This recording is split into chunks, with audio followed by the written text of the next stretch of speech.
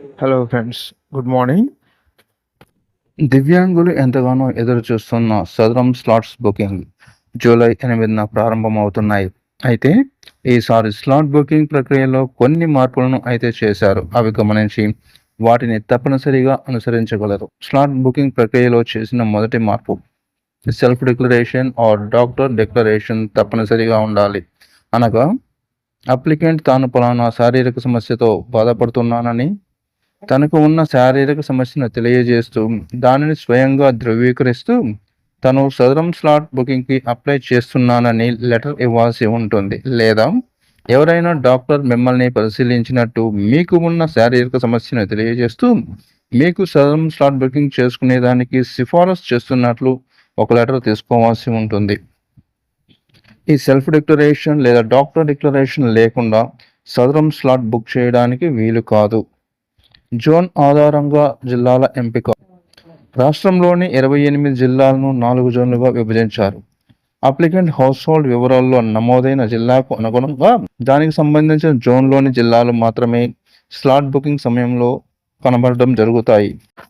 గతంలో రాష్ట్రంలో ఎక్కడి నుంచి అయినా ఎక్కడికైనా సదరం స్లాట్ బుక్ చేసుకునే అవకాశం ఉండేది.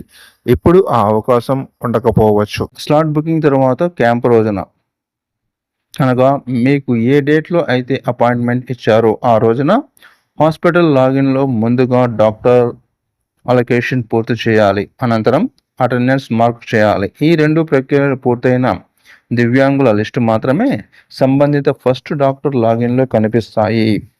ఒకవేళ ఎవరైనా తమకిచ్చిన డేట్లో అటెండెన్స్ మార్క్ చేయలేకపోతే హాస్పిటల్ లాగిన్లో అటెండెన్స్ నాట్ మార్క్డ్ అని ఉంటే దివ్యాంగులు తదుపరి 60 రోజులలోపు ఎప్పుడైనా వెళ్ళి తమ యొక్క అటెండెన్స్ మార్క్ చేసుకొని చెకప్ కంప్లీట్ చేసుకోవచ్చు.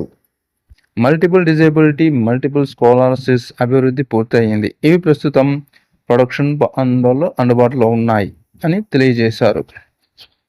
ఇకపై ఫస్ట్ డాక్టర్ ద్వారా రిజెక్ట్ చేయబడిన దివ్యాంగులకు సర్టిఫికేట్ కూడా డౌన్లోడ్ చేసుకునే సదుపాయం అందుబాటులో ఉంది. కనుక జూలై 8వ తేదీ ఉదయం 10 గంటలకుంట స్లాట్స్ బుకింగ్ ఓపెన్ కావడం జరుగుతుంది. మీరు మీ దగ్గరలోని సచివాలయంలోకి వెళ్ళి మీ సదరం స్లాట్ బుకింగ్ చేసుకోవచ్చు.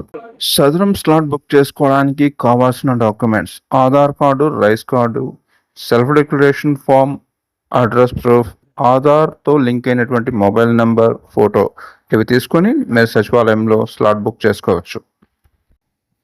ఈ వీడియోలో తెలిపిన అన్ని మార్పులను ప్రతి ఒక్కరూ గమనించి విధిగా అనుసరించగలరు. ఇలాంటి మరెన్నో ముఖ్యమైన విషయాల కోసం మన ఛానల్ని సబ్స్క్రైబ్ చేసుకోండి.